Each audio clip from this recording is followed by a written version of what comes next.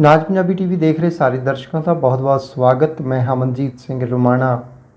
भाजपा गुजरात के साबका मुख मंत्री और सूबा इंचार्ज विजय रूपाणी ने अज A1 साइकिल के MD नाल ओंकार सिंह पावर नाल मुलाकात की। उन्होंने पद्मश्री मिलण ते भी बधाई दी ਅਤੇ ਉਹਨਾਂ ਦਾ ਹਾਲ ਚਾਲ ਪੁੱਛਿਆ। इस मौके विजय रूपाणी ने कहा कि अज भाजपा पंजाब के उद्योगपतियों ਨੂੰ हर तरह की सहूलत प्रदान कर रही कई योजनावां लागू कर रही है, पर राज्य सरकार की उदासीनता कारण वो योजनावां उद्यमियों तक नहीं पहुँच रही।